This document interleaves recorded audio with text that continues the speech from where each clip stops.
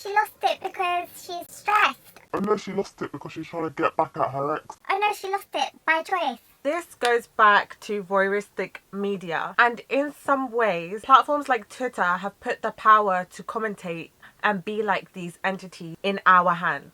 Sometimes celebrating fat loss can contribute to fat phobia. Oftentimes, discourse about a woman's body is rooted in misogyny. We don't even fully know the context in which it was inspired. There's a lot of projection going on. You look good, and leave it at that. That's it.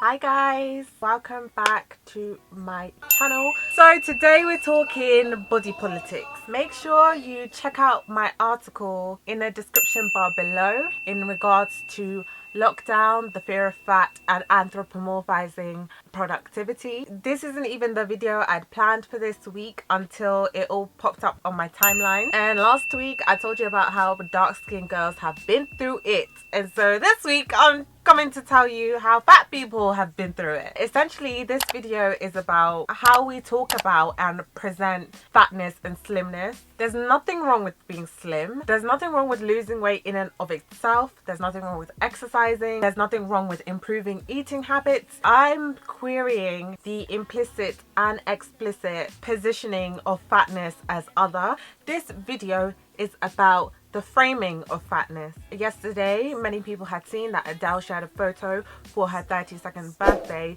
and that started a whole lot of discourse on the timeline, and I'm even upset that I have to use her to frame this conversation, but it is a viable anchor for this conversation since it is something that has been a trending topic. Some of the responses had me thinking about the very weird and harmful ways we talk about weight loss and all the ways in which we align thinness with beauty and with desirability. This is historic, right? Again, I'm not going to delve too deep into hegemonic Western beauty standards and desirability politics. Again, I'd want to do the very academic presentation of that stuff, but I have been reading some very interesting books about fatness and its ramifications, so this discourse isn't necessarily new. If you study Shakespeare, you know the character of Falstaff. That has a lot to do with the framing of fatness.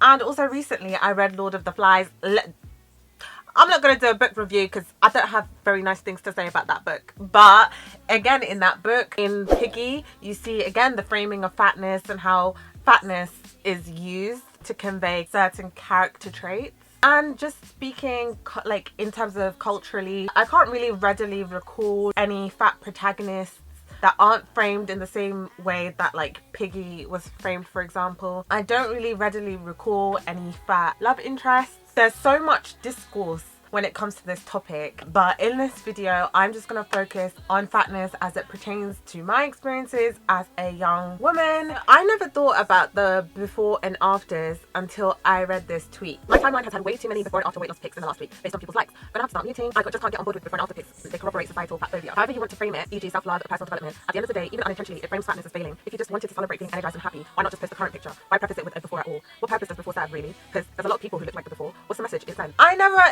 never thought about it in that way ever, and so that really had me being like, our society literally romanticizes slimness. I remember in first year I was quite stressed, a little bit stressed. I mean, am I at uni now? That shows you the amount of stress.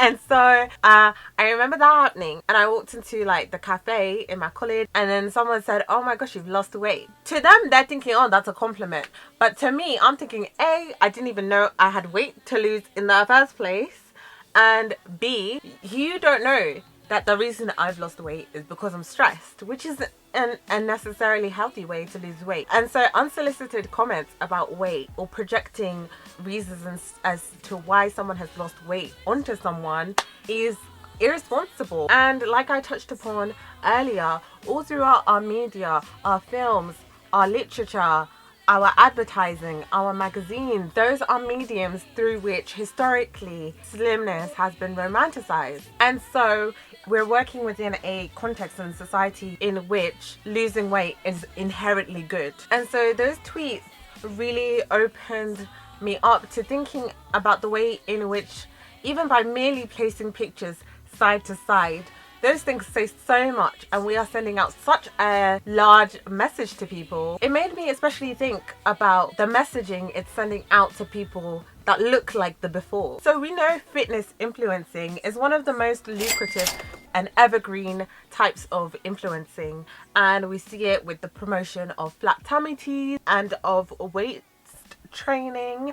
And I know Jamil has been someone that has been very vocal about kind of critiquing these things and the messaging that they send out, especially to young people. But along with all of this, I think it speaks to how we've enforced weight as an indication of health and fitness. This is to say that you can be slim and unhealthy and eat like and you can be big but be healthy and be active and dedicated to fitness. Jessamine, who does yoga that I love, and she's really encouraged me to think about the ways I think about my body and think about fitness. For the majority of my young adulthood, it was the worst insult that I could be given. It was the thing, like, if someone says that I'm fat, it means that I'm stupid, I'm ugly, I'm not worthwhile. Fat is really just a description. It's just saying I'm larger. Like, if you look it up in the dictionary, it doesn't say anything about being stupid or ugly. Why are you afraid of fat people? Honestly, ask yourself this question. What is it about that body that makes you feel uncomfortable? If there are a lot of people who don't take note of the root of their prejudice, if you say that I don't like that, why don't you like it? What is it about it that upsets you? Does it just brush up against what you think is correct? I'm obsessed with exercising, you know, but like, I am fat. That's just true. When I was young, I always wanted slim thighs. There were even girls in my age group that would tell me, oh my gosh, your thighs are huge.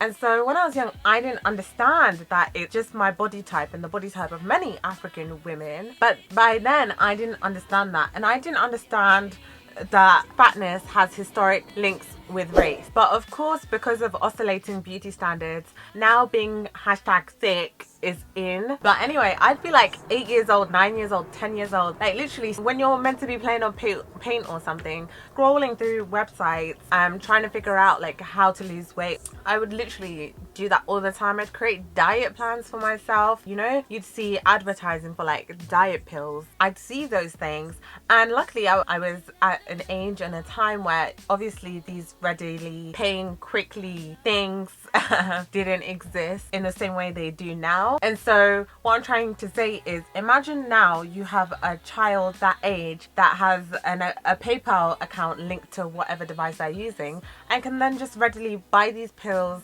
where they don't know where they're coming from and they don't know what's laced in them, and then they're taking these pills in order to lose weight. And so for me, it's terrifying. The way we as a society speak about fatness really does have real tangible effects. The fat slim binary purports that fatness is XYZ and slimness is ABC. Bringing it back to Adele, this has a lot to do with the messaging of consent. You see now by our comments and how we're able to just readily commentate on her body, we have now asserted control or dominion or ownership over her body. And we do this to many women, and that in itself, for the wider ramifications of women, translates into violations of boundary and consent. That is me saying that we live in a society that microscopically looks at women's bodies and that's obsessed with women's bodies. There are so many examples you can pick out about this. Look at the way that people were obsessed about Rihanna and whether or not she's pregnant, and it was literally trending one time, and they even made a name for her new state of her body, which is Sikana. You only have to maybe flip through a magazine. Look at the way that we are hyper focused on women's bodies. This messaging is promulgated by the patriarchy, and we're all socialized in this way. So this isn't me saying it's only men that do this and pick out women's bodies. No, it's women that do it too. It's also why it doesn't just happen to women, it happens to men too. If you remember the way people picked apart Brendan Fraser's body. So I'm not at all denying that this doesn't happen to men, but we need to talk about the scale at which it happens to women. So like I said, we see these discourses happening in mainstream media. We see how female prime ministers or presidents are picked apart as to what they wear. And even in Michelle Obama's book, Becoming, she talks about how people would pick apart her hips and her height and question her femininity. And so I think that book really reminds you that there's a human that bears the brunt of all this abuse and discourse. This discourse really trickles down to quotidian conversations. I even think about the ways that I've partaken in it, whether it be discussion or gossip with friends, talking about topics like BBLs or speculating pregnancy. We really do engage with these things on such a normal, everyday level. So I think to myself, how can I be more conscious about this? When you're socialized to do something, this means this stuff is really deep rooted, and you have to constantly and consciously do the unlearning. So that requires you to keep thinking critically and keep asking questions. So I asked myself, she is losing weight a reason to celebrate? Well, okay, I think it is it not? Am I proud of transforming my body to something that's desirable by Instagram standards? Or am I proud about being able to run for 30 minutes non-stop on the treadmill, or lift more weight than I could previously, or do a 30-minute plank? So how am I framing that weight loss? Okay, is celebrating it right if it comes to something life-threatening? Am I just celebrating the appearance of being slim? How can I celebrate feeling good rather than looking good? But is looking good something that's inherently bad? But what is looking good? What's my version of looking good? And then what's society's version of looking good? And how is society's version of looking good influencing the way I feel? So you can see it takes question after question after question. I don't know, I'm no expert. I'm here to ask you, how do we change the way we think about and talk about bodies? And you know, these questions have been asked by women scholars, by queer scholars, by scholars with disabilities, by scholars in fat studies. For now, how I see it in this moment in time as a 21-year-old student may come to change as I get older, because ageism is a thing within itself, and as my body changes as I get older, and as maybe if I have kids, how my body changes. It really is important to continually ask yourself these questions, so that wherever stage you are in your life, you're used to grappling with these things. It is so much more important to prioritize fitness over aesthetic. Looking after your body is